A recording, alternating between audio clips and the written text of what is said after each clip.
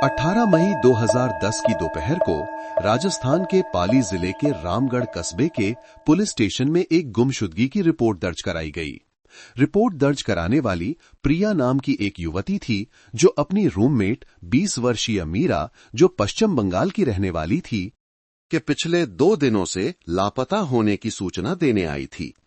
प्रिया का चेहरा पीला पड़ गया था और चिंता और नींद की कमी के कारण उसकी आंखें लाल हो गई थीं। उसने कांपती हुई, घबराई हुई आवाज में ड्यूटी पर मौजूद अधिकारी को अपनी बात बताई। वो और मीरा किराए के एक छोटे से कमरे में एक साथ रहती थीं और मजदूरी करती थीं। मीरा इस समय आलोक मटन ढाबा में वेट्रेस का काम कर रही थी, जो कस्बे का एक काफी मशहूर ढाबा था, और उसका मालिक रमेश कुमार नाम का एक व्यक्ति था। सर, 2 दिन हो गए हैं, प्रिया सिसकते हुए बोली। मैंने उसे आखिरी बार 16 तारीख की शाम को देखा था। उस समय शाम के लगभग 5 बजे थे। उसने ढाबे की अपनी यूनिफॉर्म पहनी और मुझसे कहा कि वो हमेशा की तरह रात की शिफ्ट के लिए जा रही है। मैंने उसे जल्दी घर आने के लिए भी कहा था, क्योंकि हाल के दिनों में वो बहुत थकी हुई लग रही थी, लेकिन वो उस रात घर नहीं लौटी। शुरू में प्रिया ने बस यही सोचा कि शायद मीरा अपनी शिफ्ट खत्म करने के बाद दोस्तों के साथ घूमने चली गई होगी और किसी दोस्त के घर पर ही सो गई होगी। घर से दूर रहने वाली युवा लड़कियों के साथ ऐसा कभी कभी हो जाता था। लेकिन अगले पूरे दिन 17 तारीख को जब प्रिया काम से घर लौटी, तो कमरा अभी भी खाली था। मीरा का मोबाइल फोन लगातार बज रहा था, लेकिन कोई भी फोन नहीं उठा रहा था। आज सुबह 18 तारीख को जब मीरा का फोन ग्राहक का फोन पहुंच से बाहर है बताने लगा, तो एक असली डर ने प्रिया को जकड़ लिया। वो हर जगह पूछने के लिए भागी। उसने पश्चिम बंगाल में मीरा के परिवार को फोन किया, लेकिन उन्होंने कहा कि मीरा ने उन्हें फोन नहीं किया था और उनके पास कोई खबर नहीं थी। वो दूसरे कॉमन दोस्तों से पूछने गई, लेकिन किसी को नहीं पता था कि मीरा कहाँ है। एक लड़की के अंतर्ज्ञान ने उसे बताया कि उसकी सबसे अच्छी दोस्त के साथ जरूर कुछ बुरा हुआ है। मीरा सिर्फ 20 साल की है, वो बहुत सीधी साधी है, लेकिन सुंदर भी है, इसलिए उसे अक्सर छेड़ा जाता था। मुझे डर है कि किसी ने उसे बहला फुसलाकर अपहरण कर लिया है। सर, कृपया उसे ढूंढने में मेरी मदद करें। सूचना मिलने पर ड्यूटी पर मौजूद सीनियर इंस्पेक्टर ने मामले की गंभीरता को महसूस किया। ये घर से भागने का कोई सामान्य मामला नहीं था, बल्कि एक युवा लड़की की रहस्यमय गुमशुदगी का मामला था। उसने तुरंत इस मामले की सूचना कस्बे के पुलिस प्रमुख को दी। तुरंत रामगढ़ पुलिस स्टेशन की एक छोटी सी टीम को जांच के लिए भेजा गया।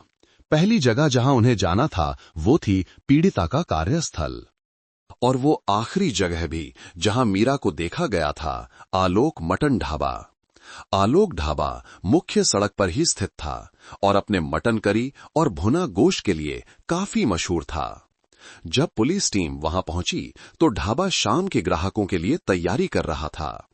एक भारी भरकम लगभग 38 साल का आदमी कर्मचारियों को मेज कुर्सियां साफ करने और व्यवस्थित करने का निर्देश दे रहा था।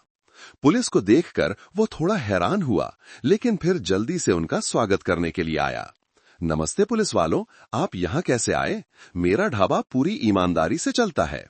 ये आदमी कोई और नहीं बल्कि 38 वर्षीय रमेश कुमार था, आलोक ढाबे का मालिक। रमेश यहीं का रहने वाला था। एक सफल व्यवसायी के रूप में जाना जाता था। स्वभाव से शांत और कम बोलने वाला लगता था, लेकिन बातचीत में काफी माहिर था। सीनियर इंस्पेक्टर सीधे मुद्दे पर आए। हम यहाँ आपके एक कर्मचारी 20 वर्षीय मीरा के बारे में पूछताछ करने आए हैं। क्या आप जानते हैं कि मीरा इस समय कहाँ है? मीरा का नाम सुनते ही रमेश कुमार के चेहरे पर एक पल के लिए घबराहट दिखी, लेकिन उसने इसे बहुत जल्दी छिपा लिया। उसने अपनी भौहें सिकोड़ लीं और आश्चर्यचकित होने का नाटक किया। अरे मीरा, उसे क्या हुआ कि पुलिस उसे ढूंढ रही है? क्या उसने कोई गड़बड़ की है? हमें रिपोर्ट मिली है कि मीरा 2 दिनों से लापता है। उसे आखिरी बार 16 तारीख की शाम को यहाँ काम पर आते हुए देखा गया था। आप ढाबे के मालिक हैं, क्या आप इस बारे में कुछ जानते हैं? रमेश कुमार ने अच्छा कहा। उसका चेहरा ऐसा हो गया जैसे वो सब कुछ समझ गया हो। उसने पुलिस वालों को एक मेज पर बैठने के लिए आमंत्रित किया और खुद उनके लिए पानी डाला। बात यह है साहब, रमेश ने पूरी तरह से शांत और ईमानदार लहजे में बताना शुरू किया। ये सच है साहब कि 16 तारीख की रात को मीरा काम पर आई थी। उसने ढाबा बंद होने तक, यानी रात के लगभग 11 बजे तक काम किया। उस दिन महीना भी पूरा हो गया था, इसलिए मैंने उसे रुकने के लिए कहा। मैंने उसे इस महीने का वेतन भी दे दिया। वो एक पल के लिए रुका, जैसे विवरण याद कर रहा हो। जब उसने अपना वेतन ले लिया तो वो बहुत जल्दी में लग रही थी। उसने जल्दी से अपनी यूनिफॉर्म बदली और मुझसे कहा कि उसका कोई निजी काम है और वो पहले जाना चाहती है। मैंने उससे विस्तार से नहीं पूछा कि क्या काम है, ये कर्मचारियों का निजी मामला है। मैंने बस देखा कि वो वेतन लेकर सीधे चली गई। मुझे नहीं पता कि वो कहां गई या किसके साथ गई। मैंने सोचा कि वो अपने किराए के कमरे में वापस चली गई होगी। तो उस दिन के बाद से आपने मीरा को काम पर वापस आते नहीं देखा? सीनियर इंस्पेक्टर ने पूछा। जी नहीं, रमेश ने सिर हिलाया। कल 17 तारीख को मुझे भी आश्चर्य हुआ कि वो काम पर क्यों नहीं आई, और जब मैंने फोन किया तो उसने फोन नहीं उठाया। मुझे गुस्सा भी आया। मैंने सोचा कि ये लड़की भी उन युवा मजदूरों की तरह है जो वेतन मिलते ही नौकरी बदल लेते हैं, बिना बताए चले जाते हैं। ये यहां आम बात है साहब। घर से दूर रहने वाले ये बच्चे थोड़ा पैसा कमाते हैं, और अगर कोई उन्हें कहीं और अधिक वेतन वाली नौकरी का लालच देता है तो वे तुरंत चले जाते हैं, मालिक को एक शब्द भी बताए बिना। मैं भी सोच रहा था कि अगर वो कुछ और दिनों तक नहीं आई तो मैं किसी नए व्यक्ति को काम पर रख लूंगा। रमेश कुमार का बयान बहुत तर्कसंगत लग रहा था। ये कई युवा प्रवासी मजदूरों की सामान्य मानसिकता से मेल खाता था। एक युवा लड़की का वेतन लेकर अपने प्रेमी के साथ भाग जाना या कहीं और नई नौकरी के लिए चले जाना पूरी तरह से संभव था। उसका बयान उस समय सीमा से भी मेल खाता था जो प्रिया ने दी थी। पुलिस टीम ने ढाबे के चारों ओर देखा। सब कुछ सामान्य रूप से चल रहा था। हवा में मटन करी की तेज विशिष्ट गंध थी, और जब अन्य कर्मचारियों से पूछा गया तो उन्होंने भी केवल इस बात की पुष्टि की कि उन्होंने मीरा को 16 तारीख की देर रात तक काम करते देखा था और उसके बाद नहीं देखा।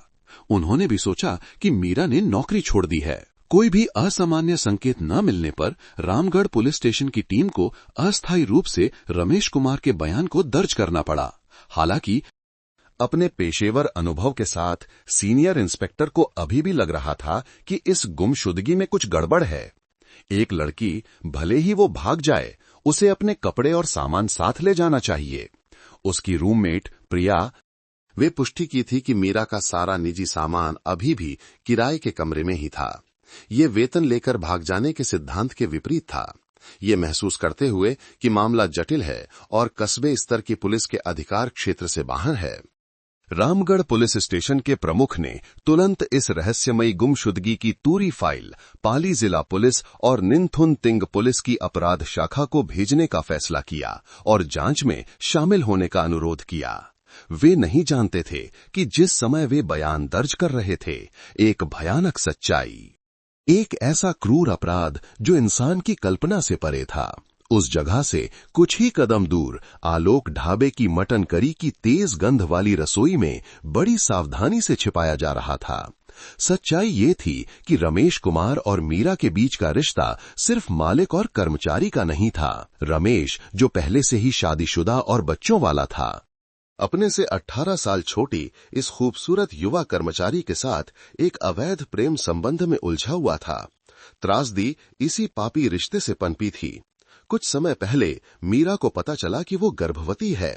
ये खबर खुशी के बजाय एक भयानक दबाव बन गई। मीरा अपने बच्चे को गिराना नहीं चाहती थी और न ही वो अपमान में एक अकेली मां बनना चाहती थी। उसने रमेश कुमार पर लगातार दबाव डालना शुरू कर दिया। उसने मांग की कि वो अपने रिश्ते को सार्वजनिक करे, अपनी वर्तमान पत्नी को तलाक दे और उससे शादी करे, ताकि उसे और उसके पेट में पल रहे बच्चे को एक पहचान मिल सके। रमेश कुमार के लिए ये मांग मौत की सजा के बराबर थी। उसका अपनी पत्नी को छोड़ने का कोई इरादा नहीं था। उसकी पत्नी सुनीता ने हाल ही में उसे एक बेटा दिया था और अभी अपने मायके में थी। अगर ये बात खुल जाती तो इस छोटे से रामगढ़ कस्बे में उसका करियर, परिवार और प्रतिष्ठा सब कुछ धूल में मिल जाता। और फिर 16 तारीख की वो फीटफुल रात आ गई। उस रात जब सभी कर्मचारी चले गए थे, ढाबे में सिर्फ रमेश और मीरा बचे थे, जैसा कि उसने पुलिस को बताया था, वेतन के भुगतान के लिए। लेकिन कोई वेतन भुगतान नहीं हुआ। ये एक अंतिम बातचीत थी, एक असफल बातचीत। मीरा ने उसे एक अल्टीमेटम दिया, या तो वो अपनी पत्नी को तलाक दे या वो उसके घर जाकर उसकी पत्नी को सब कुछ बता देगी और हर जगह हंगामा खड़ा कर देगी। जब उसे लगा कि वो सब कुछ खो देगा तो 38 वर्षीय व्यक्ति के अंदर का शैतान जाग गया। एक तीखी बहस के दौरान जब मीरा जाने के लिए मुड़ी तो रमेश कुमार ने अपना आपा खो दिया। उसने रसोई में चारों ओर देखा और उसके हाथ में एक भारी वस्तु आ गई, एक बड़ा लकड़ी का मूसल, जिसका इस्तेमाल ग्राहकों के लिए बर्फ तोड़ने के लिए किया जाता था। एक पागलपन के क्षण में उसने मूसल उठाया और अपनी पूरी ताकत से मीरा की गर्दन के पिछले हिस्से पर एक घातक वार किया। एक सूखी धम की आवाज आई। मीरा केवल एक अस्पष्ट सी आवाज निकाल सकी और फिर रसोई के फर्श पर औंधे मुंह गिर गई। खून उसके घाव से बहकर टाइलों पर फैलने लगा। 20 वर्षीय युवा लड़की जो अपने भीतर एक नन्ही सी जान लिए हुए थी, उसी जगह पर तुरंत मर गई, उसी प्रेमी के क्रूर हाथों से जिस पर उसने पूरा भरोसा किया था। रमेश कुमार अपनी प्रेमिका के शव को देखता हुआ खड़ा रह गया। गुस्सा खत्म हो गया था, केवल अत्यधिक भय बचा था। उसने एक व्यक्ति को मार डाला था, अब वो क्या करे? उसने रसोई में चारों ओर देखा। वो एक ढाबे का मालिक था। वो हर दिन मांस, चाकू और चॉपिंग बोर्ड के साथ काम करता था और एक बीमार, अमानवीय और घिनौना विचार उसके दिमाग में आया। वो सबूत मिटा देगा। वो इस लाश को इस तरह से मिटा देगा जिसकी कोई कल्पना भी नहीं कर सकता। और जब 18 तारीख की दोपहर को पुलिस टीम जांच के लिए आई तो वो वहां था, एक डरावनी शांति के साथ, एक अच्छी तरह से तैयार किए गए झूठ के साथ। उसे विश्वास था कि कुछ ही दिनों में इस दुनिया से मीरा के सभी निशान हमेशा के लिए गायब हो जाएंगे। उन सुगंधित मटन करी के बर्तनों में घुल जाएंगे जिन्हें वो हर दिन ग्राहकों को बेचता था। मीरा की रहस्यमयी गुमशुदगी का मामला रामगढ़ पुलिस स्टेशन द्वारा रिपोर्ट किए जाने के बाद जल्दी से उच्च अधिकारियों को भेज दिया गया। मामले में विसंगतियों को देखते हुए विशेष रूप से यह विवरण कि पीड़िता अपने सभी निजी सामान को किराए के कमरे में छोड़कर चली गई थी, निनथुंट प्रिंट पुलिस के नेतृत्व में अपराध शाखा PC 45 को एक विशेष जांच दल स्थापित करने का निर्देश दिया। अनुभवी जांचकर्ताओं ने तुरंत काम शुरू कर दिया। जांच की पहली कड़ी पीड़िता के संबंधों की जांच पर केंद्रित थी। वे प्रिया, उसकी रूममेट और आलोक ढाबे में काम करने वाले अन्य कर्मचारियों से मिले। उनके बयानों के माध्यम से एक महत्वपूर्ण लेकिन बहुत संवेदनशील विवरण सामने आया। पीड़िता मीरा और मालिक रमेश कुमार के बीच अवैध संबंध। प्रिया थोड़ा शांत होने के बाद ने एक चौंकाने वाली जानकारी दी। वो जानती थी कि मीरा और मालिक रमेश के बीच संबंध थे। हाल ही में मैंने उसे अक्सर दुखी देखा, प्रिया ने बताया। वो अक्सर थकी रहती थी और उसे उल्टियां होती थीं। जब मैंने उससे जोर देकर पूछा तो उसने स्वीकार किया कि वो गर्भवती थी और उसने कहा कि ये मालिक रमेश का बच्चा है। इस जानकारी ने तुरंत पूरे मामले की दिशा बदल दी। रमेश कुमार, जो अब तक सूचना देने वाला एक गवाह था, अब नंबर 1 संदिग्ध बन गया। मकसद की एक तस्वीर साफ होने लगी थी। रमेश शादीशुदा था और उसके बच्चे थे। उसकी पत्नी सुनीता ने हाल ही में एक बच्चे को जन्म दिया था और अपने मायके में थी। मीरा का गर्भवती होना और जैसा कि सामान्य मनोविज्ञान है, एक पहचान की मांग के लिए दबाव डालना हत्या के लिए एक बहुत मजबूत मकसद था। हालांकि जब जांचकर्ता दूसरी बार रमेश कुमार से पूछताछ करने के लिए आलोक ढाबे पर लौटे तो वो अभी भी एक डरावनी शांति के साथ व्यवहार कर रहा था। उसने मीरा के साथ प्रेम संबंध होने की बात स्वीकार की। ये मर्द औरत का मामला है साहब, उसने लापरवाही से कहा। लेकिन मैंने इसे शांति से सुलझा लिया था। मैंने उसे साफ साफ बता दिया था कि मैं अपनी पत्नी और बच्चों को नहीं छोड़ सकता। मैंने उसे एक बड़ी रकम दी ताकि वो गर्भपात करा सके और एक नई जिंदगी शुरू कर सके। 16 तारीख की रात जब मैंने उसे वेतन और वो रकम दी तो वो मान गई और अपनी मर्जी से चली गई। शायद वो शर्मिंदा थी, इसलिए उसने अपने दोस्तों को कुछ नहीं बताया। ये बयान हालांकि चालाकी भरा था, ने एक लगभग अभेद्य रक्षा दीवार बना दी। इसने मीरा के गायब होने के कारण को समझाया और ये भी बताया कि उसका फोन क्यों बंद था। उसने जांच को एक बंद गली में धकेल दिया। पीड़िता का एक जानबूझकर किया गया पलायन। जांचकर्ताओं ने मीरा के फोन के सिग्नल को ट्रैक करने की कोशिश की। परिणामों से पता चला कि उसका फोन आखिरी बार 16 तारीख की रात लगभग 11:23 पर सक्रिय था और अंतिम सेल टावर का स्थान वास्तव में आलोक ढाबे के आसपास के क्षेत्र में था, इससे पहले कि वो हमेशा के लिए बंद हो गया। ये रमेश के बयान से पूरी तरह मेल खाता था। मामला एक गतिरोध पर पहुंच गया। रमेश पर संदेह होने के बावजूद कोई भौतिक सबूत नहीं था, कोई गवाह नहीं था और सबसे महत्वपूर्ण, कोई शव नहीं था। किसी को नहीं पता था कि मीरा कहां गई, वो जीवित थी या मर चुकी थी।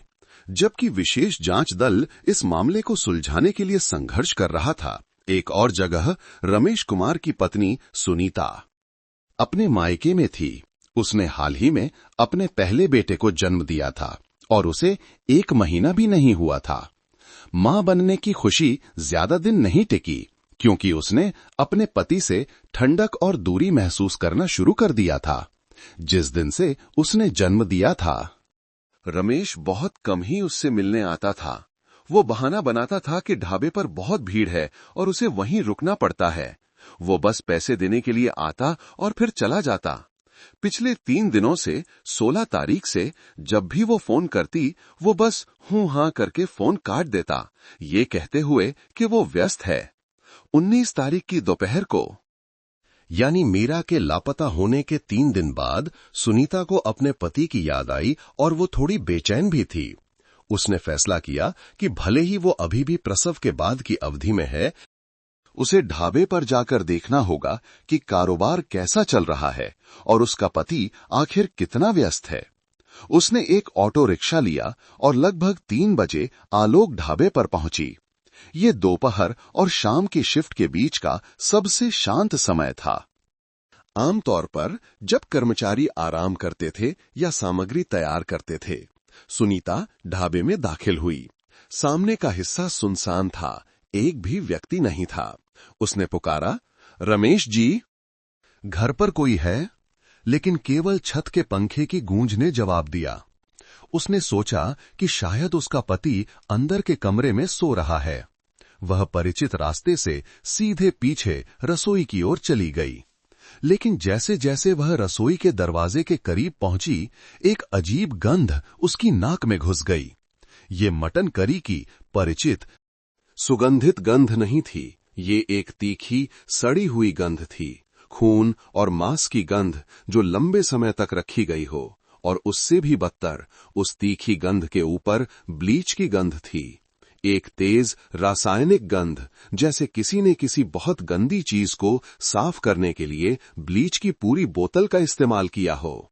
सुनीता का दिल जोर जोर से धड़कने लगा। एक अस्पष्ट बेचैनी ने उसे घेर लिया। उसने धीरे से रसोई का दरवाजा धकेला, जो केवल आधा बंद था। अंदर का दृश्य देखकर वो स्तब्ध रह गई। रसोई असामान्य रूप से अस्त व्यस्त थी और उसका पति रमेश कुमार वहां था। वो सो नहीं रहा था।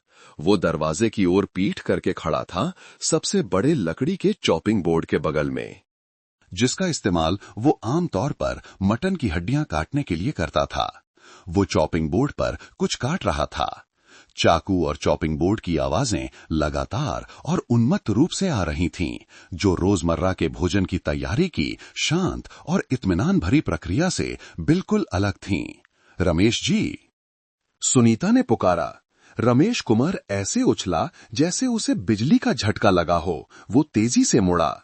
जब उसने अपनी पत्नी को देखा तो उसके चेहरे पर खुशी नहीं थी, बल्कि अत्यधिक घबराहट, गुस्सा और उलझन का भाव था। उसकी कमीज पसीने से भीगी हुई थी, उसकी आंखें लाल थीं। तुम यहां क्या कर रही हो? वो चिल्लाया। उसकी आवाज कर्कश और गुस्से से भरी थी। तुम्हें घर से बाहर निकलने की इजाजत किसने दी? तुम अभी प्रसव के बाद की अवधि में हो। तुरंत घर जाओ, जाओ बच्चे की देखभाल करो। रमेश चिल्लाते हुए एक कदम आगे बढ़ा। जानबूझकर अपने बड़े शरीर का इस्तेमाल चॉपिंग बोर्ड और उस पर जो कुछ भी हो रहा था उसे छिपाने के लिए किया। वो लगातार हाथ हिला रहा था। तुरंत वापस जाओ, यहाँ बदबू और गंदगी है। ये नई माँ के लिए अच्छा नहीं है। पति का असामान्य गुस्सा, घबराहट भरा रवैया और जानबूझकर कुछ छिपाने की कोशिश, साथ ही सड़ी हुई गंध और ब्लीच की तेज गंध ने सुनीता को जाने नहीं दिया। शक और मजबूत हो गया। उसने अपने पति के कंधे के ऊपर से झांकने की कोशिश की कि वो क्या छिपा रहा है, और उसी पल जब रमेश अपना हाथ पोंछने के लिए एक कपड़ा लेने के लिए मुड़ा, सुनीता ने देख लिया। उसकी नजर सबसे पहले एक काले रंग के कचरे के थैले पर पड़ी, जो बर्फ के डिब्बे के पीछे जल्दबाजी में छिपाया गया था। थैला ठीक से बंधा नहीं था और उसके मुंह से नीले रंग के कपड़े का एक टुकड़ा बाहर निकला हुआ था। ये आलोक ढाबे के कर्मचारियों की यूनिफॉर्म थी और उस कपड़े पर रसोई की पीली रोशनी में चमकता हुआ एक हेयर क्लिप था। एक नीले रंग की तितली के आकार का हेयर क्लिप। सुनीता स्तब्ध रह गई। वो उस हेयर क्लिप को जानती थी। उसने इसे सैकड़ों बार देखा था। ये उस छोटी, सुंदर, पश्चिम बंगाल की रहने वाली कर्मचारी मीरा का पसंदीदा हेयर क्लिप था। उसका दिल जैसे किसी ने निचोड़ लिया हो। मीरा की यूनिफॉर्म और हेयर क्लिप यहाँ कचरे के थैले में क्यों थे? जब वो अभी भी सदमे में थी, सुनीता ने घबराहट में लकड़ी के चॉपिंग बोर्ड पर नजर डाली। जहां रमेश अभी अभी कुछ छिपाने की कोशिश कर रहा था, बोर्ड पर कीमा बनाए गए मटन के ढेर में, जिसे ग्राहकों के लिए बेचने के लिए मैरिनेट करने की तैयारी थी, उसने स्पष्ट रूप से देखा। उस लाल मांस के ढेर में बहुत सारे छोटे, सफेद, घुमावदार टुकड़े थे। सुनीता ने अपनी सांस रोक ली और अधिक ध्यान से देखने की कोशिश की, और फिर उसे एहसास हुआ जैसे आसमान उस पर गिर पड़ा हो। वे नाखून थे, बहुत सारे छोटे इंसानी नाखून, जिन्हें सावधानी से काटा और फाइल किया गया था। एक भयानक सच्चाई, एक ऐसी सच्चाई जिसकी कोई सामान्य व्यक्ति कल्पना भी नहीं कर सकता था, उस पर आ पड़ी। मीरा लापता थी। उसकी यूनिफॉर्म, कचरे के थैले में ब्लीच की गंध, सड़ी हुई गंध और मटन के ढेर में इंसानी नाखून। सुनीता पीछे हटी। उसका चेहरा खून रहित हो गया था। उसने अपना हाथ अपने मुंह पर रख लिया। एक भयानक दबी हुई चीख उसके गले से निकलने ही वाली थी। रमेश ने यह देख लिया था। उसने अपनी पत्नी की भयभीत आंखें देखीं। उसने देखा कि वो चॉपिंग बोर्ड को देख रही है। वो समझ गया कि उसकी पत्नी सब कुछ जान गई है। वो एक जानवर की तरह दहाड़ा, तूने देख लिया? एक पल में वो उस पर झपटा। अपने मांस और चर्बी से सने हाथों से अपनी पत्नी का मुंह कसकर बंद कर दिया ताकि वो चिल्ला न सके। उसने सुनीता को रसोई में और अंदर खींच लिया। उसकी आंखों में हत्या का जुनून था। मैं तुझे मना कर रहा हूं, अगर तू एक शब्द भी चिल्लाई तो मैं तुझे और तेरे बेटे दोनों को मार डालूंगा, समझी तू? इस धमकी ने सुनीता को पंगु बनाने के बजाय एक मां की सहज प्रवृत्ति को सक्रिय कर दिया। अपने नवजात लाल बच्चे के बारे में सोचकर एक असाधारण शक्ति उसमें उमड़ पड़ी। रमेश द्वारा कसकर पकड़े जाने के दौरान सुनीता ने उसके मुंह पर रखे हाथ पर पूरी ताकत से काट लिया। आह! रमेश दर्द से चिल्लाया। उसके हाथ से खून बहने लगा। उसने अनजाने में अपनी पत्नी को छोड़ दिया। बस इसी का इंतजार था। सुनीता ने अपनी पूरी ताकत से अपने कसाई पति को धक्का दिया और रसोई के दरवाजे से बाहर भागी। वो ढाबे के सामने की ओर भागी। दौड़ते हुए चिल्ला रही थी। उसकी चीख ने रामगढ़ कस्बे की शांति को भंग कर दिया। हत्या, हत्या, मुझे बचाओ, रमेश ने किसी को मार डाला है, उसने किसी को मार डाला है, हत्या। रामगढ़ कस्बे की मुख्य सड़क, जो दोपहर की धूप में सुस्त थी, अचानक हलचल से भर गई। आलोक मटन ढाबे के अंदर से एक महिला की छाया तीर की तरह बाहर निकली। वो सुनीता थी। उसने चप्पल नहीं पहनी थी, उसके बाल बिखरे हुए थे, उसके प्रसव के बाद के कपड़े अस्त व्यस्त थे, उसका चेहरा सफेद पड़ गया था। खून की एक बूंद भी नहीं थी। उसकी आंखें चौड़ी खुली हुई थीं, जिनमें एक अवर्णनीय भय था। वो दौड़ते हुए लड़खड़ाई, गिरी, फिर उठ खड़ी हुई, दौड़ते हुए चिल्ला रही थी। उसकी चीख दर्द से भरी हुई थी, हवा को चीर रही थी। हत्या, हत्या, मुझे बचाओ। रमेश ने किसी को मार डाला है, उसने लाश के टुकड़े टुकड़े कर दिए हैं, बचाओ। आसपास के लोग, कुछ जो शाम के लिए अपनी दुकानें लगा रहे थे, कुछ बूढ़े आदमी जो चाय पी रहे थे, सभी हैरान होकर उसे देखने लगे। उन्हें समझ नहीं आ रहा था कि क्या हो रहा है। ये मटन वाले रमेश की पत्नी सुनीता है ना? वो यहां क्यों चिल्ला रही है? उसने अभी अभी बच्चे को जन्म दिया है। कहीं उसे प्रसव के बाद का अवसाद तो नहीं हो गया? क्या वो पागल हो गई है? लेकिन उसके तुरंत बाद रमेश कुमार भी गुस्से और घबराहट से विकृत चेहरे के साथ ढाबे के दरवाजे से बाहर निकला। उसने उसका पीछा नहीं किया, क्योंकि वो जानता था कि वो उसे पकड़ नहीं पाएगा। वो बस अपनी पत्नी की छाया को देखता रहा। अपने खून से सने हाथ को पकड़े हुए जहां सुनीता ने अभी अभी काटा था, वो निराशा में दहाड़ा, पागल औरत, रुक जा। रमेश की उपस्थिति, उसके हत्यारे चेहरे और घायल हाथ के साथ सुनीता के पागल होने के सभी संदेहों को दूर कर दिया। लोगों को एहसास हुआ कि कुछ भयानक हुआ है। सुनीता नहीं रुकी, वो अपने मां के घर नहीं भागी। उसका केवल एक ही लक्ष्य था, वो सीधे रामगढ़ पुलिस स्टेशन की ओर भागी। उसने दरवाजा धकेला और स्टेशन के अंदर गिर पड़ी। सीनियर इंस्पेक्टर, जिसने पिछले दिन प्रिया की गुमशुदगी की रिपोर्ट ली थी, चौंक कर खड़ा हो गया। बचाओ, बचाओ। सुनीता फर्श पर रेंगते हुए उसके पैंट को पकड़ लिया।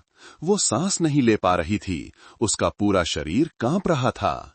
उसे पकड़ो, मेरा पति रमेश, उसने किसी को मार डाला है। उसने उस कर्मचारी लड़की मीरा को मार डाला है।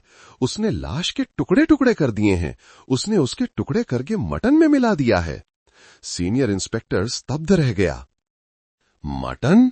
वो अपने कानों पर विश्वास नहीं कर सका। सुनीता की बातें बहुत ही अजीब और भयानक थीं। सुनीता जी, शांत हो जाइए, साफ साफ बताइए, क्या रमेश ने आपको पीटा है? नहीं, सुनीता चिल्लाई, आंसू और नाक बह रहे थे। हत्या, मैंने देखा, मैंने नाखून देखे, उसके नाखून मांस के चॉपिंग बोर्ड में थे। मैंने उसका हेयर क्लिप कचरे के थैले में देखा, वो अभी भी रसोई में है, वो सबूत मिटा रहा है। वो मुझे भी मारने वाला था। उसने अपना हाथ इंस्पेक्टर को दिखाया। उसने मेरा मुंह बंद कर दिया, मैंने उसे काट लिया, उसके हाथ पर अभी भी मेरा खून लगा है। उसे पकड़ो साहब, उसे तुरंत पकड़ो। सुनीता की घबराहट असली थी। हाथ पर काटने का विवरण बहुत विशिष्ट था। सीनियर इंस्पेक्टर को अब कोई संदेह नहीं था। उसे एहसास हुआ कि ये एक भयानक, जघन्य अपराध था।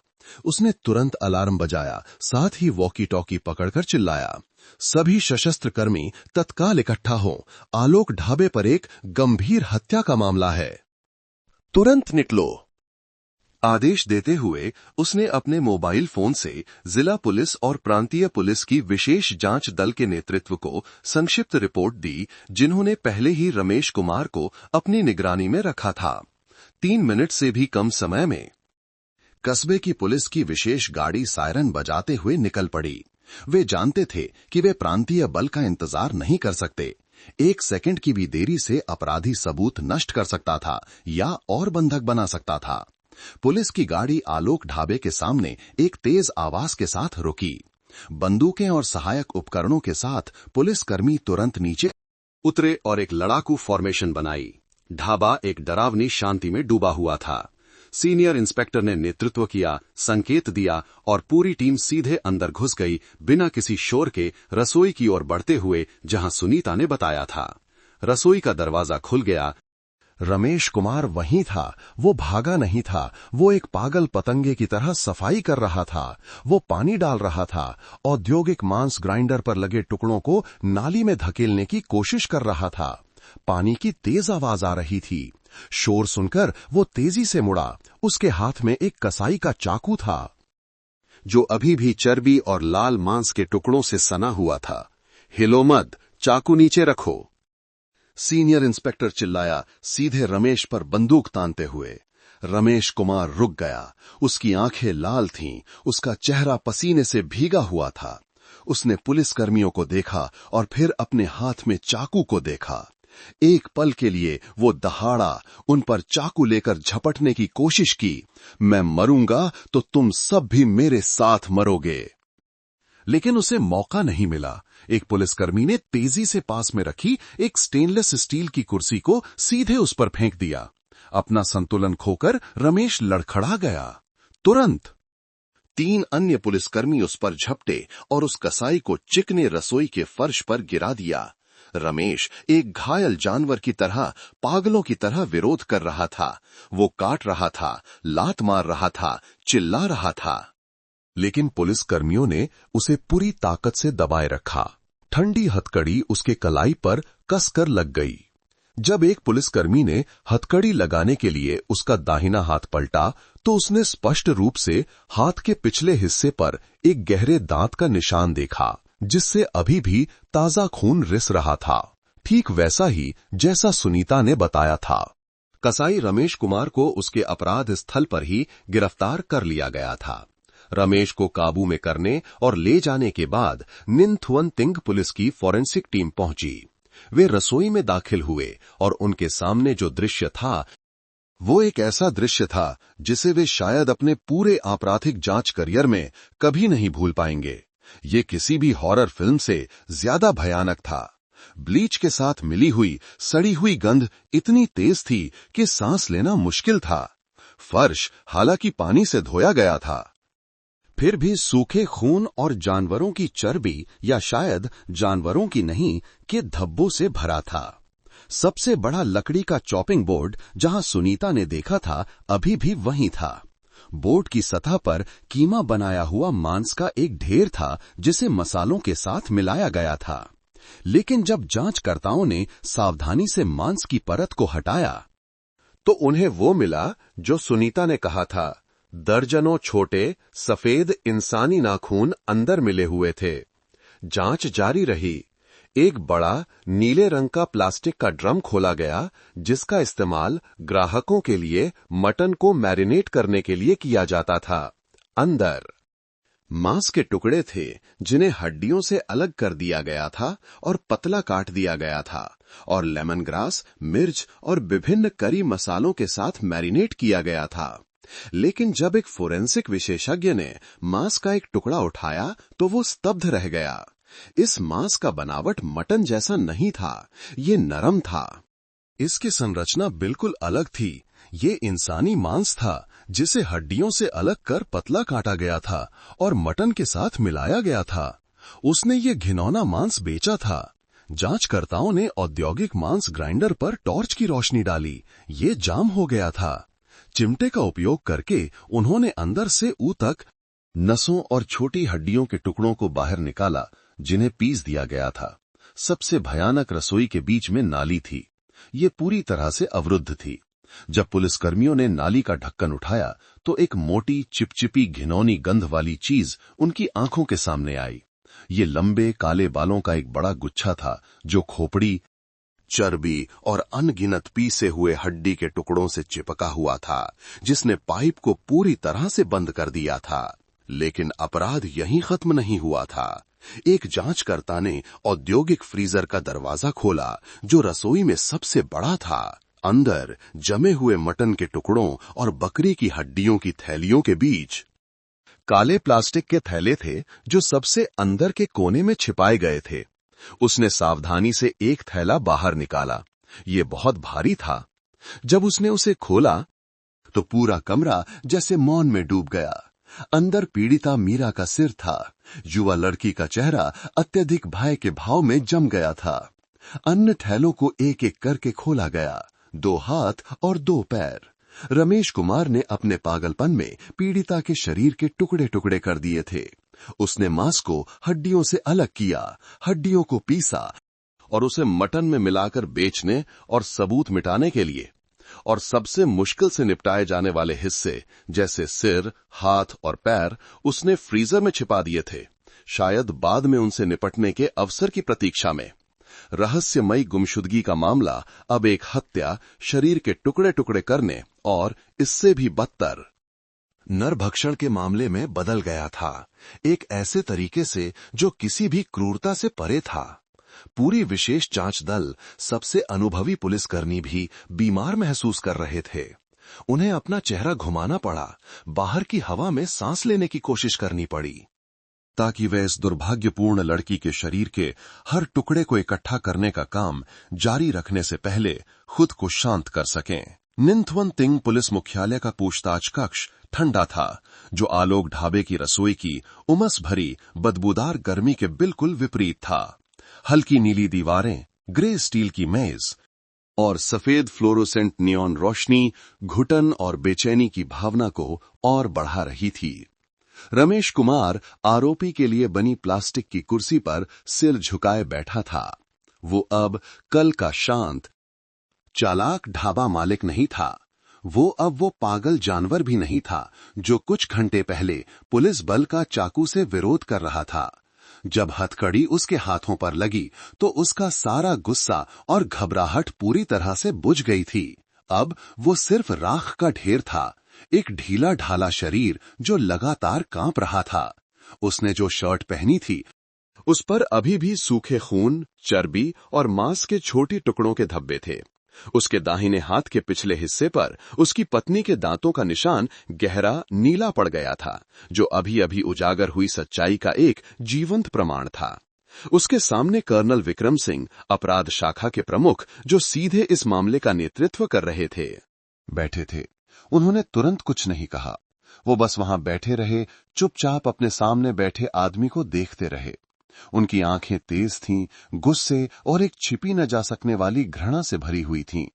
उन्होंने इस पेशे में दशकों बिताए थे, अनगिनत हत्या के मामले देखे थे, लेकिन उन्होंने कभी भी ऐसे अपराध का सामना नहीं किया था जिसकी प्रकृति मानवता की सीमाओं से परे हो, एक ऐसा अपराध जिसे देखकर शैतान भी कांप जाए। पूछताछ को जटिल पेशेवर सवालों से शुरू करने की आवश्यकता नहीं थी। उन्हें दिमागी खेल खेलने की जरूरत नहीं थी, नहीं उसके बयानों को तोड़ने के लिए एक एक करके छोटे छोटे सबूत पेश करने की, क्योंकि इस मामले में सबूत एक फिंगरप्रिंट या एक बाल नहीं था। सबूत वो था जो पाया गया था। कर्नल सिंह ने अपना गला साफ किया। उनकी आवाज शांत कमरे में गूंजी। रमेश कुमार, 38 साल, आलोक ढाबे का मालिक, क्या तुम जानते हो कि तुम यहां क्यों बैठे हो? रमेश ने अपना सिर नहीं उठाया, उसने बस सिर हिलाया। उसका शरीर अभी भी कांप रहा था। हमने ढूंढ लिया है, कर्नल ने कहा। उनकी आवाज धीमी थी। हमने तितली के आकार का हेयर क्लिप ढूंढ लिया है। हमने यूनिफॉर्म ढूंढ ली है। रमेश कांप गया। हमने तुम्हारे चॉपिंग बोर्ड पर मांस में मिले हुए नाखूनों के टुकड़े ढूंढ लिए हैं। रमेश सिसकने लगा, लेकिन कोई आवाज नहीं निकली। हमने तुम्हारे घर की नाली को बंद करने वाले बाल, त्वचा और हड्डी के टुकड़े ढूंढ लिए हैं। और फ्रीजर में? कर्नल एक पल के लिए रुके, जैसे कि उनके हर शब्द को अपराधी के दिमाग में सीधे डालने के लिए। हमने उसका सिर, 2 हाथ और 2 पैर ढूंढ लिए हैं। मीरा के इस बिंदु पर रमेश कुमार खुद को और नहीं रोक सका। उसने अपना जर्जर विकृत चेहरा उठाया और एक दर्दनाक चीख मारी। ये पछतावा की चीख नहीं थी, ये असफलता की चीख थी, पूरी तरह से टूटने की, जब उसे पता चला कि उसकी सभी गणनाएं, उसके सभी बीमार छिपाने के प्रयास सबसे नग्न तरीके से उजागर हो गए हैं। मैं सब कुछ कबूल करता हूं। वो मेज पर अपना सिर पटक कर रोने लगा। उसके कंधे कांप रहे थे। ये मैंने किया है, सब कुछ मैंने किया है।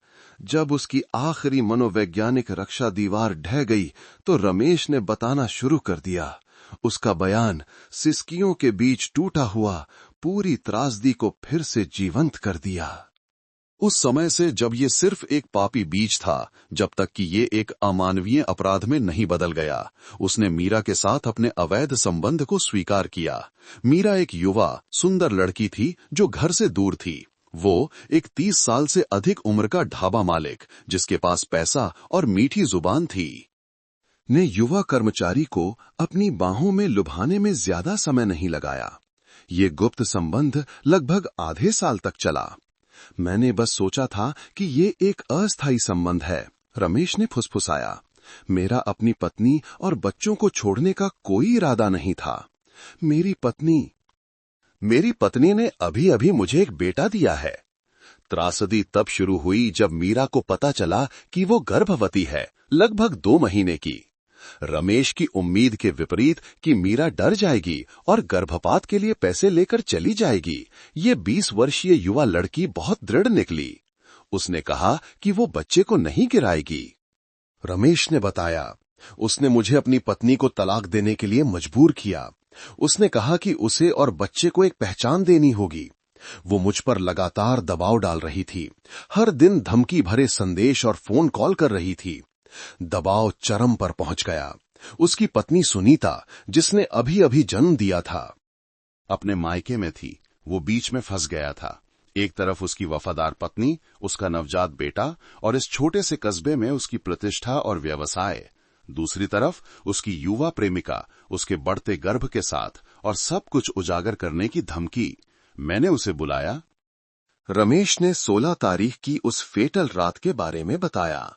मैंने कहा कि ढाबा बंद होने के बाद जब सब चले जाएं, तो वो रुक जाए और मुझसे आखिरी बार बात करे। मैंने कहा कि मैं उसे वेतन और निपटारे के पैसे दूंगा। उस रात लगभग 11 बजे करी की तेज गंध वाली रसोई में सबसे बड़ी बहस छिड़ गई। रमेश ने मीरा को एक बड़ा नोटों का बंडल दिया और कहा कि वो इसे ले ले, बहुत दूर चली जाए और गर्भपात करा ले। लेकिन मीरा ने नोटों का बंडल उसके मुंह पर फेंक दिया। वो चिल्लाई, रमेश की आवाज याद करते हुए कांपने लगी। उसने कहा, तुम एक कमीने कायर हो। उसने मुझे एक अंतिम समय सीमा दी।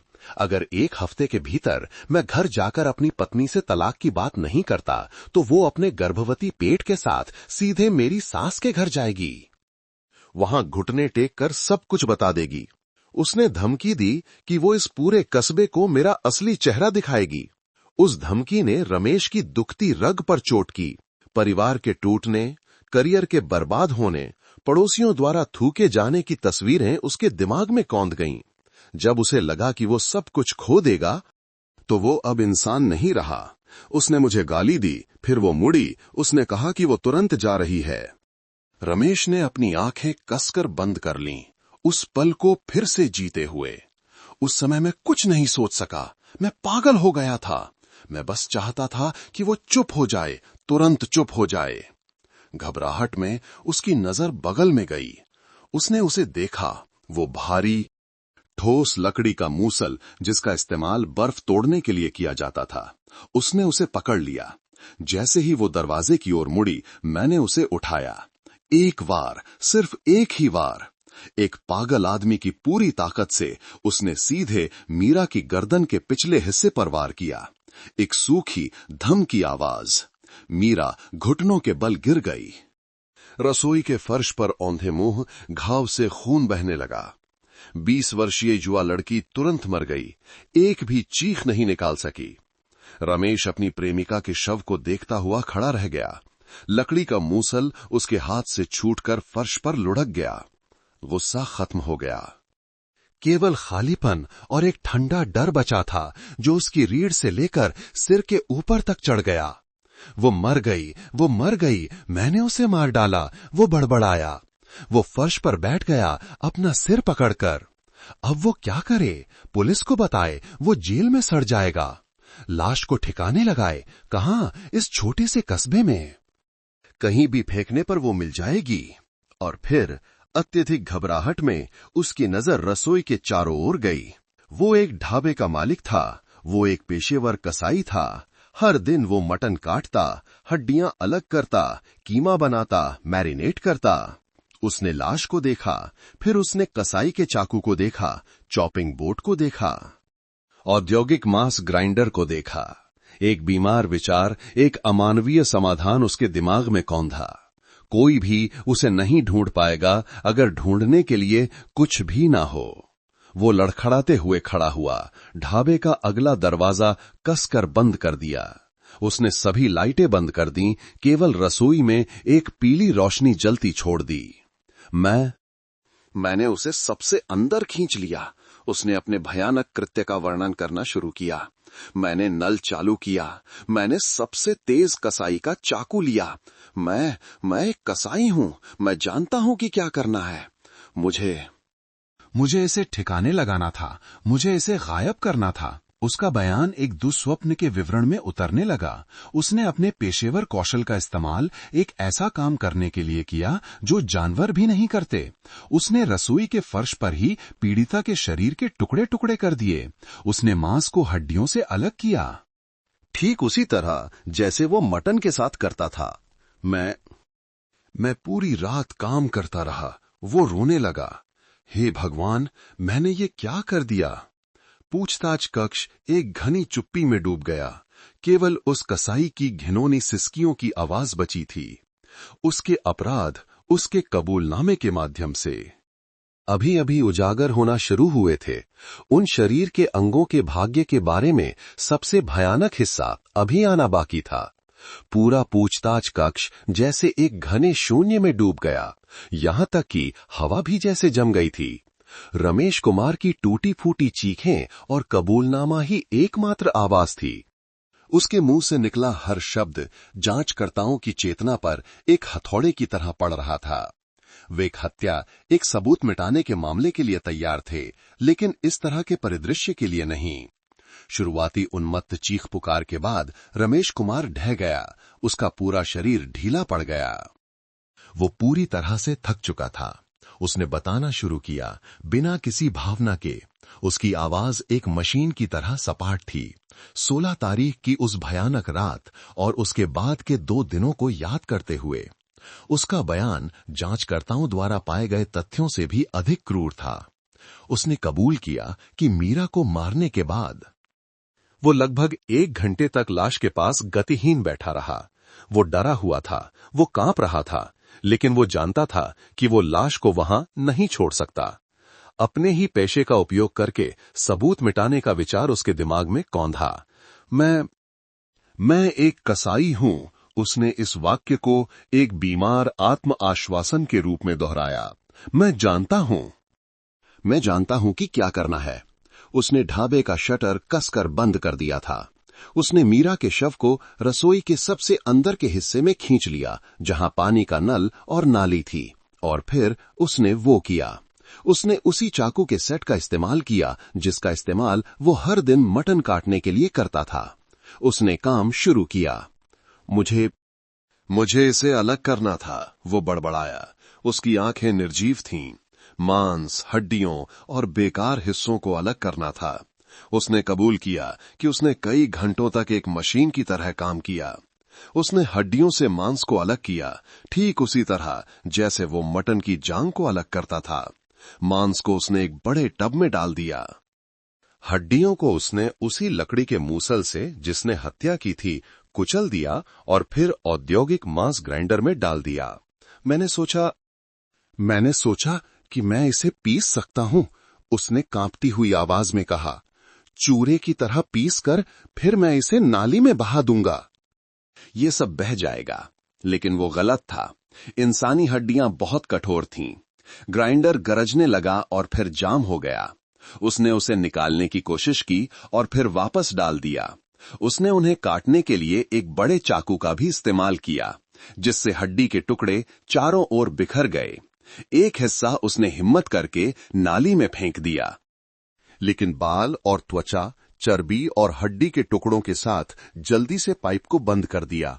घबराकर उसने ब्लीच की बोतल सीधे नाली में डाल दी, इस उम्मीद में कि ये सब कुछ घोल देगी। लेकिन कोई फायदा नहीं हुआ। इसने केवल एक घिनौनी गंध पैदा की, जो मौत, रसायन और धातु की गंध का मिश्रण थी।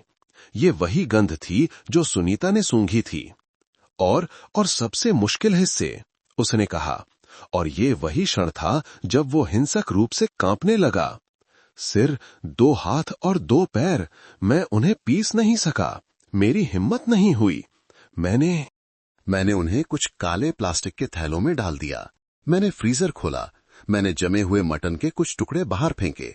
मैंने उन्हें छिपा दिया, उन्हें सबसे नीचे छिपा दिया, और फिर मैंने मटन को वापस ऊपर रख दिया। मैंने सोचा कि कोई उन्हें नहीं ढूंढ पाएगा। उसने लगभग 6 घंटे तक एक शैतान की तरह काम किया था। जब 17 तारीख की सुबह हुई तो रसोई का फर्श एक भयानक मिश्रण में डूबा हुआ था। वो थक चुका था। उसने पानी डाला, उसे साफ किया, ब्लीच का इस्तेमाल किया, लेकिन वो साफ नहीं हो सका। और फिर उसने मांस के टब को देखा। वो टब जिसमें उसका अंतिम अपराध था। उसे इसके साथ क्या करना था? वो इसे फेंक नहीं सकता था। इतनी बड़ी मात्रा में मांस फेंकने से तुरंत संदेह पैदा हो जाता। मुझे एक विचार आया। उसने जांचकर्ताओं की ओर देखा। पहली बार उसकी आंखों में एक पागलपन की चमक थी। मैंने सोचा कि मुझे इसे गायब करना होगा। सबसे तेज तरीका इसे बेचना है। उसने उस इंसानी मांस का टब लिया, उसे मैरिनेटिंग टेबल पर लाया और उसे कीमा बनाए हुए मटन के एक बैच के साथ मिला दिया, जिसे उसने एक दिन पहले तैयार किया था। मैंने और बहुत सारी लेमन ग्रास डाली। उसने इतने विस्तार से बताया कि रोंगटे खड़े हो गए। मैंने लेमन ग्रास और मिर्च को काटा। मैंने 5 मसाला पाउडर, दालचीनी पाउडर और मटन करी के कुछ मसाले के पैकेट डाले। मटन की गंध बहुत तेज होती है, बहुत तीखी होती है। ये सब कुछ दबा देगी। मैंने इसे मिलाया। मैंने सब कुछ अच्छी तरह से मिलाया। मैंने इसे मैरिनेट किया। उसने एक शैतानी मिश्रण बनाया था और उसे फ्रिज में रख दिया था। 17 तारीख की सुबह, अपराध करने के कुछ ही घंटों बाद, कसाई रमेश कुमार ने हमेशा की तरह आलोक ढाबा खोला। कर्मचारी आए। उन्होंने देखा कि मालिक थका हुआ और चिड़चिड़ा लग रहा है। उन्होंने ब्लीच की तेज गंध भी महसूस की। लेकिन रमेश ने इसे ये कहकर टाल दिया कि कल रात नाली जाम हो गई थी और उसे पूरी रात उसे साफ करना पड़ा। उसने सभी कर्मचारियों को रसोई में आने से सख्त मना कर दिया, इस बहाने से कि वो एक नई विशेष मटन मैरिनेशन रेसिपी का परीक्षण कर रहा है और नहीं चाहता कि कोई इसे जाने। और फिर ग्राहक आए। उस रात रमेश सिसकने लगा। 17 तारीख की रात। ग्राहक अभी भी बहुत थे। उन्होंने मटन करी का ऑर्डर दिया। उन्होंने भुना गोश्त का ऑर्डर दिया। मैंने खुद उस मांस को प्लेट में निकाला, उसे सजाया और फिर उसे परोसने के लिए कर्मचारी को दिया। जांचकर्ता स्तब्ध रह गए। उनके गले में एक घृणा का भाव उठा। मैं रसोई में खड़ा था। मैंने उनकी आवाजें सुनी। वे हंस रहे थे, बात कर रहे थे। उन्होंने तारीफ की। उन्होंने कहा कि आज का मांस बहुत स्वादिष्ट और मसालेदार है। उसने वो किया था। वो रसोई में खड़ा होकर अपनी ही प्रेमिका के शरीर को बेच रहा था, जिसे उसने निर्दोष ग्राहकों को मार डाला था। उसने उन्हें अनजाने में नरभक्षी बना दिया था। उसने ये पूरे 17 तारीख को किया था। 18 तारीख को उसने जारी रखा। उसे उस सारे माल को बेचना था। उसे पूरी तरह से सबूत मिटाना था। और उसी दोपहर कस्बे की पुलिस की टीम आ गई। मैं डर गया था। मैं मौत से डर गया था, उसने याद किया। जब पुलिस वाले अंदर आए तो मेरा दिल जैसे रुक गया था, लेकिन मैंने कोशिश की। मैंने ये कहानी गढ़ी कि उसने वेतन लिया और किसी लड़के के साथ भाग गई। आप लोगों ने मुझ पर विश्वास किया। आप लोग चले गए। उस करीबी बचाव ने उसे डरा भी दिया और खुश भी कर दिया। उसने सोचा कि वो सफल हो गया है। उसने सोचा कि उसका नाटक एकदम सही है। उसे बस एक और दिन चाहिए था। 19 तारीख, अंतिम बैच, मांस बेचने और फ्रीजर में जो कुछ भी था उससे निपटने के लिए। लेकिन उसने उम्मीद नहीं की थी, वो सोच भी नहीं सकता था कि जो उसे बेनकाब करेगा वो पुलिस नहीं, कोई अजनबी नहीं, बल्कि उसकी अपनी पत्नी सुनीता होगी। वो महिला जो प्रसव के बाद की अवधि में थी और जिसे उसने छोड़ दिया था। मैं आखिरी बैच को काटने की कोशिश कर रहा था। उसने पकड़े जाने के क्षण के बारे में बताया। उसमें कुछ नाखून मिले हुए थे। मैंने जल्दबाजी में काम किया। मैं बहुत जल्दी में था। मैं बस इसे मिलाकर खत्म करना चाहता था। मैंने अपनी पत्नी की आवाज सुनी। मुझे समझ नहीं आया कि वो क्यों आई। मैंने उसे छिपाया, मैंने उसे ढका, मैं चिल्लाया, मैंने उसे धमकाया, मैंने उसका मुंह बंद कर दिया। लेकिन उसने मुझे काट लिया, वो भाग गई, वो चिल्लाने लगी। मैं जानता था कि सब खत्म हो गया है, सच में सब खत्म हो गया है। रमेश कुमार का कबूलनामा समाप्त हो गया।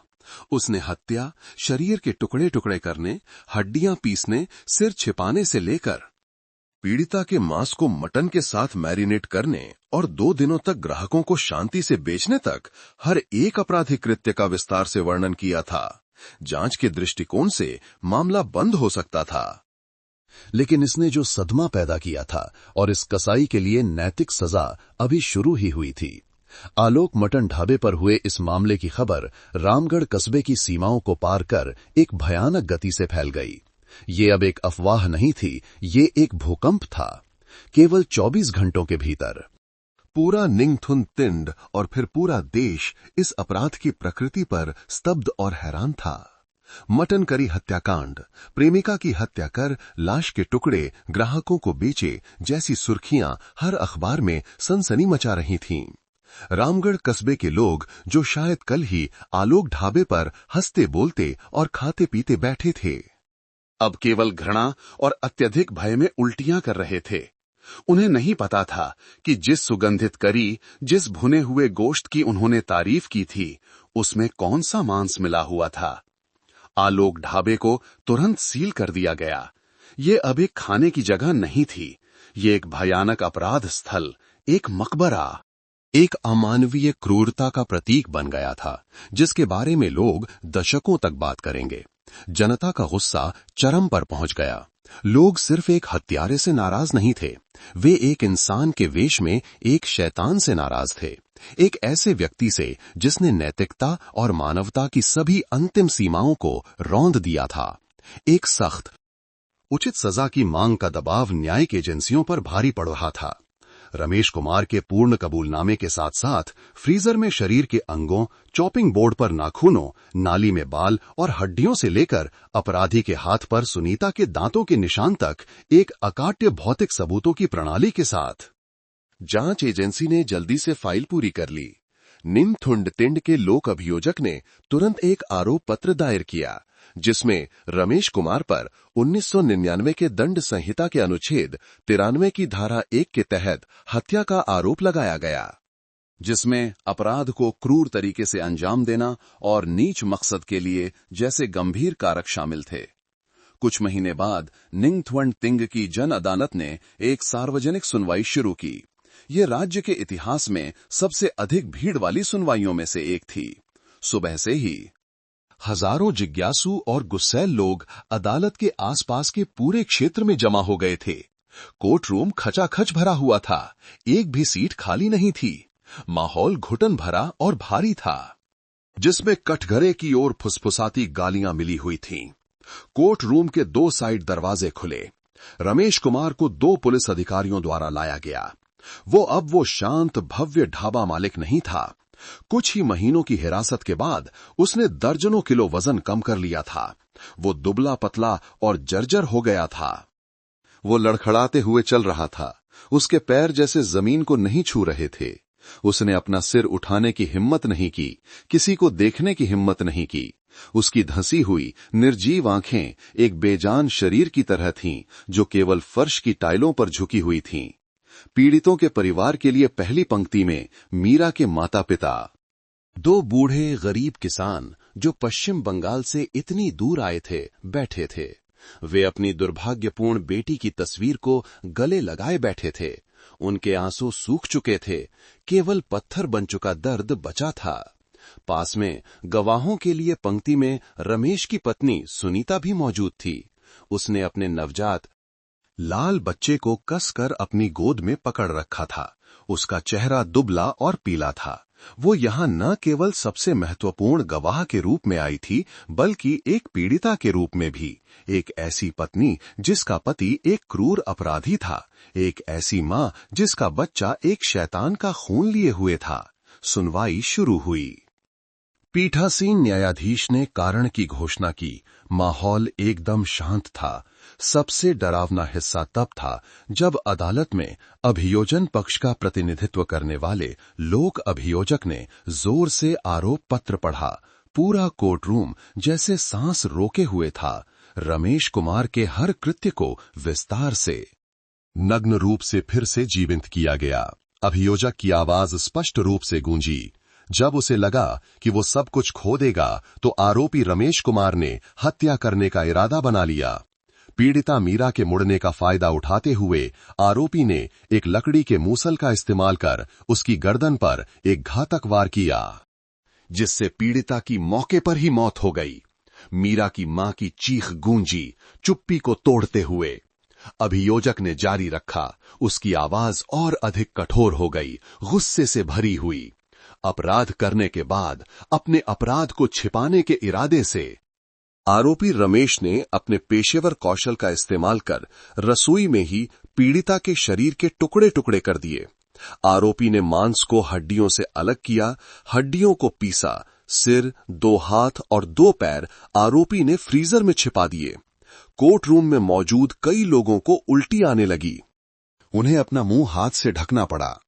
विशेष रूप से क्रूर और बर्बर अभियोजक की आवाज एक हथौड़े की तरह थी।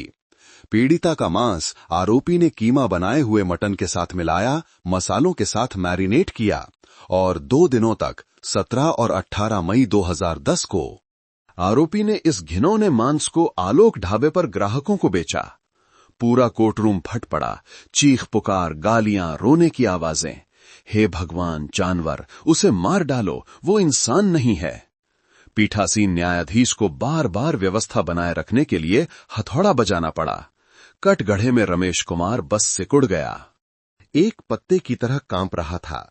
जिरह के दौरान न्यायिक परिषद के सवालों के सामने रमेश कुमार के पास इनकार करने के लिए कुछ भी नहीं था। उसने अपने सभी कृत्यों को स्वीकार किया। उसने रोते हुए अपने अपराध को बताया। उसकी आवाज इतनी धीमी थी कि कोई सुन नहीं सकता था। बार बार दोहरा रहा था, आरोपी को मजबूर किया गया था। आरोपी पागल हो गया था। आरोपी माफी मांगता है। सबसे दर्दनाक जिरह तब हुई जब अदालत ने गवाह सुनीका को बुलाया। वो लड़खड़ाते हुए आगे बढ़ी। उसे सहारे की जरूरत थी। उसने 19 तारीख की दोपहर के उस भयानक क्षण को याद किया। उसने ब्लीच की गंध के बारे में बताया, तितली के आकार के हेयर क्लिप के बारे में, और उसने टूटी हुई आवाज में कहा, आरोपी, मैं भी एक मां हूं। मैंने मांस के ढेर में इंसानी नाखूनों के टुकड़े देखे। वो और नहीं बोल सकी। वो गवाह के कटघरे में ही बेहोश हो गई और उसे प्राथमिक उपचार के लिए बाहर ले जाना पड़ा। बहस जल्दी से समाप्त हो गई। रमेश के बचाव पक्ष के वकील के पास दोष मुक्त करने के लिए लगभग कोई तर्क नहीं था। वो केवल ये प्रस्तुत कर सका कि आरोपी ने ईमानदारी से कबूल किया है, पश्चाताप किया है, और न्यायिक परिषद से यह विचार करने का अनुरोध किया कि आरोपी ने धमकी के कारण तीव्र मानसिक उत्तेजना की स्थिति में अपराध किया था। जवाब में लोक अभियोजक ने एक शक्तिशाली अभियोग प्रस्तुत किया जो राज्य के न्यायिक इतिहास में दर्ज हो गया। माननीय न्यायिक परिषद, आज हम सिर्फ एक हत्या के मामले की सुनवाई नहीं कर रहे हैं। हम एक ऐसे कृत्य की सुनवाई कर रहे हैं जिसने मानवता की सभी सीमाओं को पार कर दिया है। उसने आरोपी की ओर इशारा किया। रमेश कुमार के कृत्य को किसी भी कारण से उचित नहीं ठहराया जा सकता। इसे तीव्र उत्तेजना नहीं कहा जा सकता। ये गणना, क्रूरता और अत्यधिक बर्बरता थी। उसने न केवल एक जान ली, उसने 2 जानें लीं, एक युवा मां और एक अजन्मा बच्चा। उसने न केवल उन्हें मारा, उसने मरने के बाद भी उनका अपमान किया। उसने पीड़िता के शरीर का, उस व्यक्ति का जिसने कभी उसके साथ प्यार किया था, एक व्यंजन के लिए सामग्री के रूप में इस्तेमाल किया। ये कृत्य, अभियोजक ने जोर देकर कहा, अब एक इंसान का कृत्य नहीं है। ये नैतिक सिद्धांतों को रौंदता है, सभ्यता को रौंदता है और निर्दोष लोगों को, उसके ग्राहकों को अनजाने में नरभक्षी बना देता है। आरोपी का अपराध अक्षम्य है। इसे सुधारा नहीं जा सकता, इसे शिक्षित नहीं किया जा सकता। इसलिए अभियोजन पक्ष न्यायिक परिषद से आरोपी रमेश कुमार के लिए उच्चतम सजा, मौत की सजा लागू करने का अनुरोध करता है। उस अनुरोध को उपस्थित सभी लोगों का समर्थन मिला। बहस के बाद रमेश को अपना अंतिम बयान देने का मौका मिला। वो घुटनों के बल गिर गया, अपने घुटनों पर रेंगते हुए पीड़ित के परिवार की ओर, अपने नवजात बच्चे की ओर गया। मैं माफी मांगता हूं, मैं आप लोगों से माफी मांगता हूं, मैं सुनीता से माफी मांगता हूं। कृपया मुझे जीने का एक मौका दें ताकि मैं अपने बच्चे को देख सकूं। लेकिन वे विनतियां बहुत देर हो चुकी थीं। वे उस अपराध की तुलना में कुछ भी नहीं थीं जो उसने किया था। पीठासीन न्यायाधीश ने घोषणा की कि न्यायिक परिषद विचार विमर्श के लिए जा रही है। पूरा कोर्ट रूम तनावपूर्ण इंतजार में डूब गया। उस कसाई का भाग्य, जिसने सबसे भयानक मामला अंजाम दिया था, अब तय होने वाला था। कोर्ट रूम एक घनी, घुटन भरी चुप्पी में डूब गया। सैकड़ों लोग नीचे सांस रोके इंतजार कर रहे थे। ऊपर न्यायिक परिषद के 5 सदस्य पूरी एकाग्रता के साथ विचार विमर्श कर रहे थे। हर किसी का चेहरा कठोर था। एक जीवन मृत्यु के फैसले से पहले की गंभीरता स्पष्ट रूप से दिखाई दे रही थी। कटघरे के नीचे रमेश कुमार अब रो नहीं रहा था।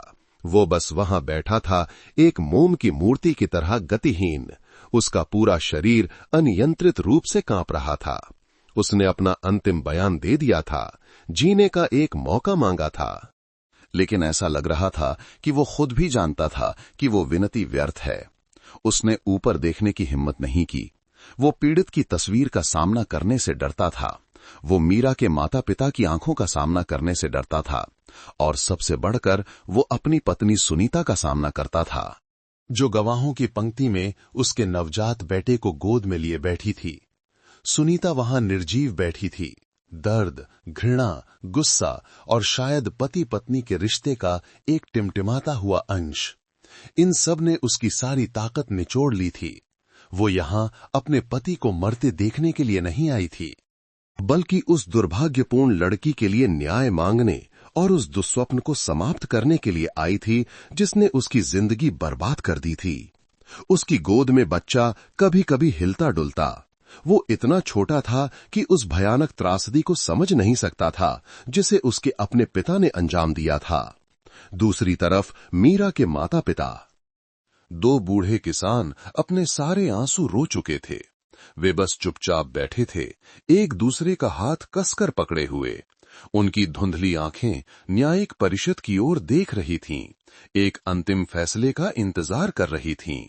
उस बेटी के लिए, एक प्रतिशोध का, जिसे उन्होंने एक भयानक तरीके से खो दिया था। विचार विमर्श का समय अंतहीन लग रहा था। हर सेकंड, हर मिनट उपस्थित लोगों के सीने पर एक हथौड़े की तरह पड़ रहा था। लगभग 2 घंटे के विचार विमर्श के बाद 1 घंटी बजी। विचार विमर्श कक्ष का दरवाजा खुला। पीठासीन न्यायाधीश और न्यायिक परिषद बाहर आए। उनके चेहरे गंभीर और ठंडे थे। उन्होंने कोर्ट रूम में सभी को खड़े होने का आदेश दिया। कोर्ट क्लर्क की आवाज गूंजी। पूरा कोर्ट रूम एक पूर्ण चुप्पी में एक साथ खड़ा हो गया।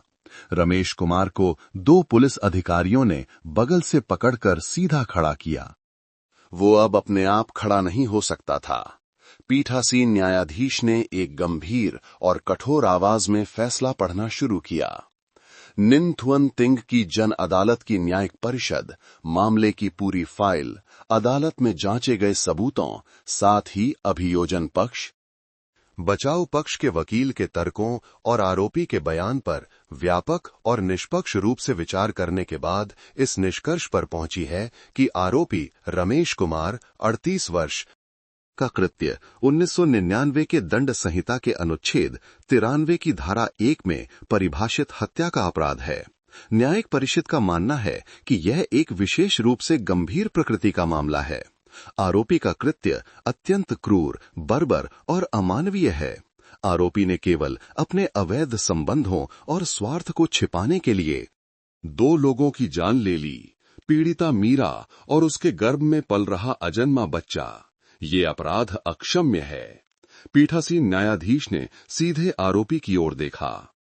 उनकी आवाज कठोर हो गई।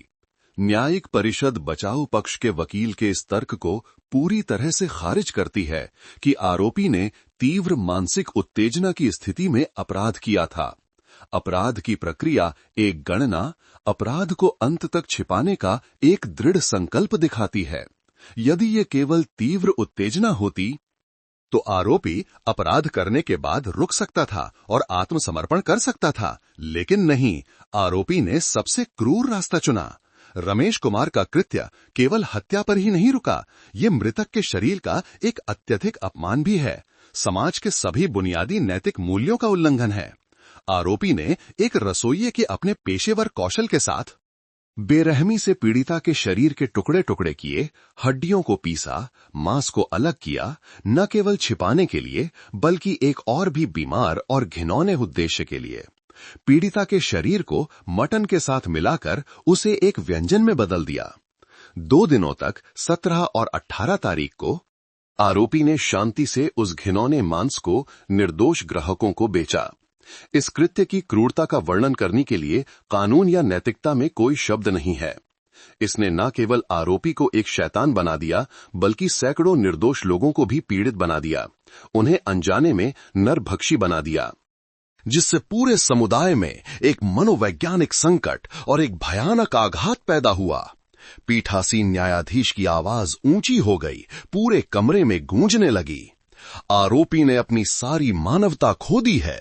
आरोपी के कृत्य ने जनता में अत्यधिक रोष पैदा किया है और उसे शिक्षित करने या सुधारने की कोई संभावना नहीं है। सबसे कठोर सजा लागू करना आवश्यक है। आरोपी को समाज से स्थायी रूप से हटाना ताकि एक निवारक के रूप में काम किया जा सके और पीड़ितों को न्याय दिलाया जा सके। उपरोक्त कारणों से पीठासीन न्यायाधीश ने एक गहरी सांस ली और फिर जोर से घोषणा की। न्यायिक परिषद आरोपी रमेश कुमार को हत्या के अपराध में मौत की सजा सुनाने का फैसला करती है। मौत की सजा। जैसे ही मौत की सजा शब्द कहे गए, पूरा कोर्ट रूम जैसे फट पड़ा। रमेश कुमार जैसे कि उसकी जीवन की आखिरी रस्सी खींच ली गई हो। एक अमानवीय चीख मारकर फर्श पर गिर गया। 2 पुलिस अधिकारियों को उसे बैठाने के लिए पूरी ताकत लगानी पड़ी।